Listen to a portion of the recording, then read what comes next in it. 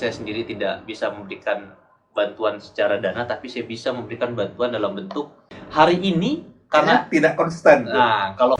Kalau bicara ilmu tentang HIV/AIDS ya, Bang, ini bukan sekedar kita mencari sebuah penghidupan, tapi bagaimana cara kita memaknai sebuah kehidupan.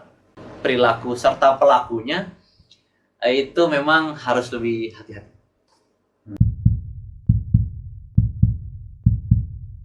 Kalau percaya tidak percaya, mungkin mereka sudah melihat kiprah atau kinerja saya dalam hal kegiatan-kegiatan sosial kemanusiaan. Karena yang permasalahan yang kami hadapi di Kalimantan Barat itu kaitannya tentang sosial kemanusiaan. Baik itu dari segi kesehatan, kemudian dari segi keamanan, dan juga lebih banyak kegiatan-kegiatan atau masalah-masalah yang kaitannya tentang sosial. Nah, sebelum Bang Aldi jadi ketua IKKB nih, apa kira-kira tindakan nyata yang dekat dengan keluarga IKKB? Sebelum jadi ketua IKKB, waktu itu kita pernah melakukan penggalangan dana. Yang itu heboh, Bang. Heboh, ada warga kita Kalimantan Barat yang memang butuh bantuan. Secara saya sendiri tidak bisa memberikan bantuan secara dana, tapi saya bisa memberikan bantuan dalam bentuk kegiatan. Jadi kami melakukan penggalangan dana pada warga Kalimantan Barat. Disitulah awal simpati mereka terhadap sosok. Nah, kalau boleh tahu masalahnya apa waktu itu? Waktu itu ada salah satu warga kita yang sakit. Parah itu kan harus penggalangan dana? Parah, Bang. Karena memang penyakitnya parah dan sekarang udah almarhum. Dan tidak lama setelah itu almarhum. Nah, dari situlah mereka memiliki kepercayaan bahwa si Aldi ini bisa megang organisasi sebesar IKKB. Dan itu berdasarkan dari rapat yang bertahap tuh, Bang. Sesepuh tuh. Rapat, oke. Sehingga saya bisa menjadi bagian daripada calon kandidat untuk jadi ketua. Jadi sebelum jadi calon kandidat itu, Bang, itu harus melalui rapat-rapat yang memang dihadiri oleh sesepuh Kalimantan Barat. Ada berapa itu kandidat? Kandidatnya ada 2. Sebenarnya ada 3. Cuman yang satu gugur karena yang satu ini berpartai. Oh, gitu. Berpartai. Karena tidak boleh berpartai. Kayaknya nggak konsisten nih. Ketika dipilih sebagai ketua harus berpartai. Yang satu gugur karena berpartai. Berarti kalau berpartai harus mundur. Harus mundur. Tidak bisa jadi ketua. Berarti harus netral. Harus netral atau tidak berpartai. Gitu, Bang. Itu syarat menjadi ketua di IKKB itu, Bang. Kenapa? Karena dalam kepengurusan administrasi ke depan itu ketua tidak boleh dari partai. Nah, begini malah deh. Harus luruskan ini. Siap. Netral, tidak berpartai itu 2 hal yang berbeda, malah deh. Ya. Jadi gini, ada orang yang tidak berpartai tapi dia tidak netral gitu. Ya. Ada orang yang berpartai tapi juga dia tidak netral gitu. Nah, jadi bagaimana kalau seandainya yang maju itu misalnya gini, dia tidak berpartai tapi tidak netral, boleh nggak? Syarat kemarin itu memang dia juga seperti itu, Bang. Dia tidak berpartai, kemudian netral. Kenapa? Karena saat pemilihan itu dekat banget dengan pemilihan caleg yang ada di Kabupaten Natuna. Kita tidak mau ini disangkut pautkan. Tapi hari ini karena tidak konsisten. Nah, kalau hari ini kan itu desakan dari dari warga, bukan keinginan saya secara pribadi, tapi desakan dari warga untuk menentukan. Nah, oke. Ketika ada 2 kandidat, itu milihnya itu Bang Aldi itu ditunjuk atau voting atau musyawarah atau gimana? Kita ada voting. Voting. Udah ada 2 orang, kemudian voting. Hampir saya menangkan itu suara kurang lebih sekitar 90 dari jumlah peserta. Waktu itu ada 100 lebih berapa gitu, Bang. Jadi cukup banyak. Kalau gitu harusnya nggak voting, tunjuk aja gitu ya. Iya, udah 60 apa lagi? Gitu. Oke, jadi sekarang sudah mundur ya? Sekarang sudah mundur. Saya pastikan sebuah integritas. Padahal kalau bicara politik, kita memiliki masa yang banyak, tentu bisa menjadi bagian daripada kontestasi politik. Tapi itu saya kesampingkan dulu, karena saya pikir hubungan tentang politik saat ini dengan paguyuban IKKB ini, IKKB harus ditambahkan. Dengan cara apa? Saya harus mundur. Karena itulah kebijakan yang saya ambil untuk menentukan langkah ke depan IKKB itu sendiri. Oke. Nah, jadi dari prestasi tadi ke IKKB. Ini banyak kali kayaknya organisasi ini. Cukup banyak. Kemarin juga saya ingat ada penggalangan dana juga kalau nggak salah hari tanggal 1 kemarin ya? Satu itu peringatan Hari AIDS sedunia. Ini hubungannya dengan IKKB, dengan partisipasi tadi, prestasi tadi, atau hubungan dengan apa lagi nih? Ini tidak ada kaitannya, tapi ini kaitannya tentang jiwa kemanusiaan. Nah, organisasinya apa Bang Ade? Kalau yang kemarin itu Hari AIDS Sedunia. Hari AIDS Sedunia itu sebenarnya dilaksanakan oleh kawan-kawan mahasiswa STHI, dibantu oleh Palang Merah Indonesia tempat saya bekerja. Namun bicara masalah HIV/AIDS ini merupakan ada Komisi Penanggulangan AIDS Natuna. Yang bentar, tadi kerjasama STAI, PMI, komisi. Antara PMI dengan komisi ada kaitannya? Ada kaitannya. Yang berbeda? Ada kaitannya karena Palang Merah Indonesia juga ada permasalahan HIV/AIDS. Kita juga ada program di sana sejalan dengan program dari Komisi Penanggulangan AIDS. Nah, untuk yang komisi ini, Komisi Penanggulangan AIDS, udah dari sejak kapan?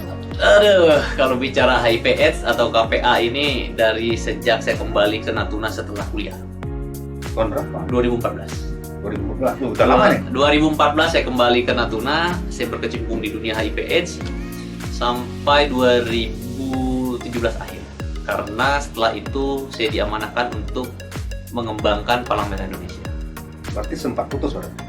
Sempat putus 2 tahun. 2 tahun.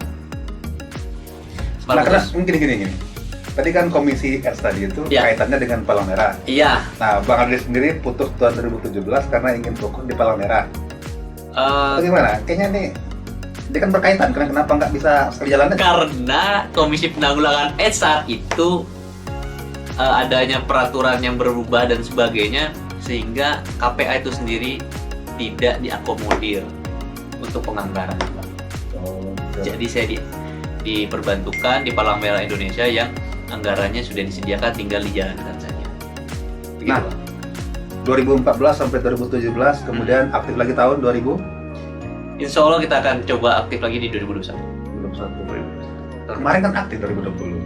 Aktif. Tanggal 2 kemarin kan ikut kegiatan juga. Kalau Hari AIDS Sedunia selalu kita peringati, Bang. Berarti gini, yang tanggal 1 kemarin itu sebagai bagian dari PMI atau sebagai bagian dari komisi AIDS? PMI. Oh, PMI. Nah, gini. Kita tertarik dengan AIDS ini. 2014-2017 ada sekitar 3 tahun. Nah, selama di situ kira-kira ilmu apa yang bakal didapat? Kalau bicara ilmu tentang HIV/AIDS ya, Bang, ini bukan sekedar kita mencari sebuah penghidupan, tapi bagaimana cara kita memaknai sebuah kehidupan. Nah, gimana tuh artinya duduk? Berat ini, Bang. Kali. Bukan hanya sekedar mencari penghidupan, tapi memaknai sebuah arti kehidupan. Karena yang kita hadapi adalah mereka-mereka pengidap HIV/AIDS yang notabene-nya udah divonis hidupnya tidak lama lagi, Bang. Tapi yang luar biasanya, mereka itu berjuang untuk hidup, mereka banyak melakukan hal-hal positif, sehingga mereka lebih hidup dari mereka-mereka yang hidup. Itu dia, Bang, karena dia tahu waktunya sudah tidak lama lagi. Yang biasa dilakukan adalah kebaikan dan ibadah. Berbeda dengan kita yang nggak tahu kapan meninggalnya, Bang. Sehingga kita kita masih ada, kalau mau taubat masih ada hari esok, mau berbaik masih ada esok. Tapi kalau mereka sudah tahu dan mereka hidup lebih daripada orang hidup. Mereka bisa memaknai arti kehidupan yang sebenarnya. Kita belum tentu, Bang. Kalau mereka ada yang namanya draft, tugas. Ada tugas, apa aja yang harus mereka lakukan, apa aja harus mereka kerjakan. Hal baik apa aja harus mereka bagikan. Kalau kita mungkin enggak sedetail itu, Bang. Tapi kalau mereka, karena memang mereka udah tahu hidupnya tidak lama lagi, yang mereka lakukan berbuat baik dan terus berbagi kebaikan. Makanya saya bilang, kita menemukan arti kehidupan yang sebenarnya itu dari mereka. Dari mereka. Sayangnya, mereka itu pengidap HIV/AIDS itu tidak bisa kita publikasikan. Karena masyarakat kita belum siap. Mereka belum siap. Mereka hanya bisa beberapa yang mendiskriminasi. Banyak ya, Bang? Kalau bicara banyak, ya ada lah. Kalau bicara banyak ada. Ada ya? Ada. Itu cukup meresahkan apa gimana? Angkanya cukup meresahkan atau biasa aja? Kalau angkanya sih, kalau kami merasa itu bukan satu keresahan sih, Bang. Itu adalah sebuah proses kehidupan. Bisa saja mereka dapat itu bukan karena perilakunya dia.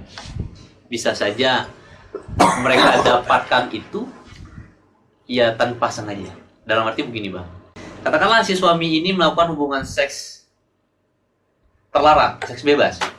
Ternyata si suami tertular. Kemudian dia berhubungan layaknya suami istri dengan istrinya. Istrinya tertular. Apakah istrinya bisa disalahkan? Salah pilih berarti. Nah, Salah pilih. Istrinya itu tidak menyangkakan hal itu, tapi dampaknya sama yang dirasakan antara suami dan istrinya, dikucilkan. Artinya ini bukan hanya sekedar kesalahan daripada si istri, tapi ini adalah sebuah perbuatan si suaminya, Bang. Dan kesalahan kita adalah kita mendiskriminasikan mereka. Padahal HIV/AIDS itu tertularnya tidak segampang dengan apa yang kita pikirkan. Gak gampang. Pegangan tangan gak tertular. Pelukan gak tertular. Minum dengan gelas yang sama gak tertular. Tidur gak tertular. Jadi yang membuat mereka takut apa Bang Ade? Karena mereka itu merasa gampang tertular. Mereka takut akan kematian. Gitu. Nah itulah yang kita rasakan sebenarnya. Oke Bang Ade. Siap. Tapi kalau menurut saya nih Bang Ade Ya. yang membuat kondisi itu terjadi Bang Ade bukan masalah dia tahu apa nggak tahu tentang apa ya, tentang cara penularannya Bang Ade. Cuman mungkin ketidakyakinan atau ketidakpercayaan gitu. Benar nggak seperti itu gitu kan? Jadi gini Bang Ade, ketika kita ingin menyampaikan kepada seseorang, memberikan edukasi lah, Ya. ya kan? Saya dengan Bang Ade lah, Siap. Bang Ade gitu kan, minum aja ini Bang Ade, nggak akan pindah lah flu saya gitu kan. Cuman yang membuat persepsi Bang Ade itu bukan percaya nggak percaya tentang isi ini gitu kan? Ya. Nggak percaya sama saya berarti? Rasa keyakinan itu, Pak. Iya nggak? Nggak percaya sama saya kayaknya? Betul, betul, Ya. betul. Kayaknya kalau yang menjadi influencernya tuh seseorang yang punya pengaruh, kayaknya mau dibilang jelas-jelas barangnya ada itu tetap percaya juga gitu Tetap kan? percaya. Nah, Tergantung orang. tergantung orangnya. Tergantung Betul. Tapi bagaimana Bang Ade setelah 3 tahun menggeluti komisi ini tadi? Secara tertulis atau secara legalitas saya memang 3 tahun. Tapi di luar daripada itu saya tetap melakukan edukasi tentang HIV/AIDS. Tanpa dengan Komisi Penanggulangan AIDS, saya secara pribadi juga melakukan edukasi terkait HIV/AIDS. Nah, Bang Ade nggak merasa mencampuri urusan orang lain seperti itu? Sebenarnya ini kan panggilan jiwa sih, Bang. Nggak, yang Panggilan jiwa. gini, yang masih dalam komisi merasa merasa oh ini tadi ngapain lagi gitu kan? Kalau udah nggak di sini lagi gitu. Tentu mereka merasa terbantu sih, Bang. Berarti nggak merasa terbebani ya? Tidak terbebani. Oke. Nah, selama berkecimpung di bidang ini, Ya. kira-kira ada pengalaman yang unik nggak ada? Kalau bicara HIV/AIDS itu sebenarnya setengah pengen nangis sebenarnya. Karena di saat kita membicarakan HIV/AIDS, yang terbayang di saat ini di benak saya itu adalah muka-muka orang-orang pengidap. Gimana nggak hancur jauh Bang? Di saat kita banyak hal program-program yang pengen kita laksanakan demi dia, demi kemanusiaan, tapi harus tertahan dengan berbagai banyak hal. Nah, makanya kalau bicara masalah HIV/AIDS bukan bicara kesan, tapi bagaimana kita berbicara masalah tentang kemanusiaan. Jadi Berarti lebih banyak sedihnya gitu. ya kalau dibawa sedih-sedih, Lebih tapi banyak empatinya. ya, tapi justru dengan mereka kita lebih memaknai kehidupan dengan apa coba Bang? Kita bisa lebih tertawa Bang. Kita bisa merasa lebih hidup. Kita bisa lebih lepas dengan mereka. Cuman kadang kita tidak bisa menutupi rasa kemanusiaan, rasa manusiawi kita. Ada juga rasa sedih saat dia tidak lama lagi loh. Hidupnya udah gak lama lagi. Itu Bang, secara manusiawi yang menjadi sebuah rasa kesedihan tuh yang akan ditinggalkan yang mereka akan tinggalin kita itu. Di saat kita sudah cocok, udah klop, udah ketawa, udah hahi, tapi kita harus menyadari bahwa dia udah gak lama lagi loh. Gitu. Berarti Bang Ade nggak pernah punya pengalaman kesal mungkin dengan salah satu orang di sana gitu? Kita kalau bicara kesal tentu kesal. Cuman kembali lagi Bang, kita menghadapi mereka-mereka itu yang sudah nggak lama lagi loh. Kalau kesal tentu Bang, dia kadang minum obat nungguin kita Bang. Nah inilah sebuah fase kehidupan di saat kita menghadapi mereka. Harus dengan lebih jujur, sabar, dan tawakal. Itu. Tapi kami merasakan kepuasan di saat rasa kesal itu udah terlewati. Misalkan hari ini kesal, besok tuh udah nggak kesal lagi, itu udah ada kepuasan batin ya Pak. Ada kepuasan batin. Dan Allah percaya, dan kami percaya Allah tuh selalu memberikan hidayah dan keberkahannya. Setelah itu kami menjadi manusia yang lebih baik lagi Pak. Setelah kesal hari ini, besok itu bisa menjadi manusia yang lebih baik lagi Pak. Makin kesal, makin lebih baik, dan seterusnya Pak. Begitu Pak. Tapi itu tidak terlepas daripada dukungan keluarga, terutama istri Pak. Istri dukung. Istri dukung banget. Sejalan dengan kuliah jurusan yang diambil. Istri. Istri. Itu jurusan apa? Istri itu jurusannya kriminologi, Bang. Kriminologi. Cuman pada saat ngambil untuk ngurusin skripsinya ada kaitannya tentang HIV/AIDS. Jadi sejalan. Jadi dia memahami kondisi orang-orang yang mengidap HIV/AIDS. Nah, bicara HIV/AIDS nih Bang, kalau yang belum dewasa, kalau misalkan orang-orang yang biasa-biasa saja mungkin tidak makan mampu Bang. Kenapa? Karena yang kita hadapi ini orang yang sebentar lagi akan meninggal. Pertama. Yang kedua yang kita hadapi adalah mereka-mereka yang risiko tinggi dalam artian mohon maaf kayak mereka risiko tinggi. Yang ketiga adalah ini berat karena orang yang sudah mau meninggal itu permintaannya tuh kalau bahasa kita tuh bertingkah Bang. Aneh-aneh. Ya, tapi kita nggak pernah merasa keberatan. Jadi permintaan paling beratnya apa?